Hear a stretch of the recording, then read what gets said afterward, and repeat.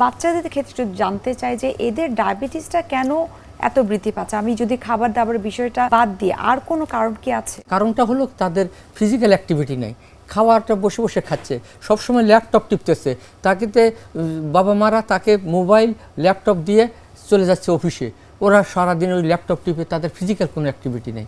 আর তাদের সবচেয়ে যে জিনিসটা, তারা মেন্টালি বিকাশ হচ্ছে না, তারা মাঠে যাচ্ছে না, তারা খেলাধুলার জায়গা পাচ্ছে না। এই সমস্ত যে জিনিসগুলা তাদেরকে এফেক্ট করে, এর হয় কি তখন যদি বডির ওয়েটটা বেশি বেড়ে যায়, তখন হলো কি ইনসুলিন তখন আর কাজ করতে পারে না, এটা ইনসুলিন রেজিস্ট্যান্ট হয়, তখন ডায়াবেটিসে পরিণত হয়ে যায়। জন্য এটা গুরুত্ব দিতে হবে যে বাচ্চাদেরকে আমরা বাবা মা যারা আছি তাদেরকে ওই দিক দিয়ে চিন্তা করতে, ছেলেকে খেলাধুলার ব্যবস্থা করতে, বাসাও কোনো সাইকেলিং আছে, তারপরে ট্রেডমিল আছে, এগুলাতে দৌড়ানো, এবং ছেলে মেয়েকে সময় দিতে হবে বাবা মা। স্যার, অনেক ক্ষেত্রে দেখা যায় গর্ভবতী মায়েদের 20 থেকে 25 সপ্তাহের মধ্যে তাদের ডায়াবেটিস দেখা দেয়, যেটিকে আমরা বলি জেস্টেশনাল ডায়াবেটিস। তো যেই সমস্ত মায়েদের এই গর্ভকালীন অবস্থায় ডায়াবেটিস হয়, সেই সমস্ত গর্ভস্থ যে শিশুটি থাকে তার পরবর্তীতে আসলে কোনো ধরনের কমপ্লিকেশনস হওয়ার কোনো সম্ভাবনা আছে কি? হ্যাঁ, বিশেষ করে আমাদের প্রসূতি মায়েরা যারা কনসিভ করার পরপরই কিন্তু 3 মাসে একটা পরীক্ষা করতে হয়।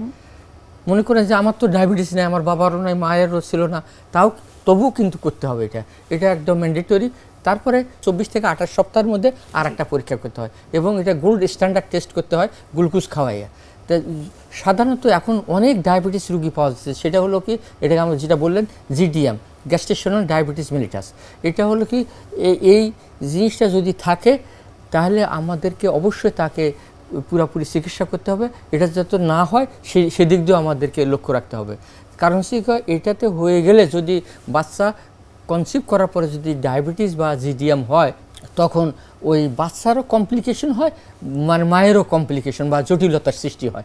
মায়ের জটিলতা কি, মায়ের প্রেশার হবে ওইটা, তারপরে আপনার মায়ের ডেলিভারির সময় সিজার ছাড়া ডেলিভারি হবে না, কারণ বাচ্চার মাথা বড় হয়ে যায়, বাচ্চা অনেক সময় বেশি হেলদি হয়ে বা হতে পারে। তাছাড়াও প্রেশার হতে পারে বাচ্চার মায়ের। আর বাচ্চার সবচেয়ে বেশি কমপ্লিকেশন হয় যে জন্মগত ত্রুটি হতে পারে, দেখা যাচ্ছে একটা হাত হইল না, একটা চোখ, আমার স্টাডিতে একটা দেখছি আমি, আমার একটা যে কান হয় না একটা বাচ্চার, এটা একটা খুবই গুরুত্বপূর্ণ, তাদেরকে কন্ট্রোল রাখলে এই সমস্যাটা হবে না। স্যার, আমরা আরো বিস্তারিত জানবো আপনার কাছ থেকে, তবে তার একটা ছোট্ট বিরতি নিয়ে নিচ্ছি। সুপ্রিয় দর্শক, আপনারা দেখছেন স্বাস্থ্য প্রতিদিন এই অনুষ্ঠানটি, নিয়ে নিচ্ছি ছোট্ট একটা বিরতি। কোথাও যাবেন না, আমাদের সঙ্গে থাকুন।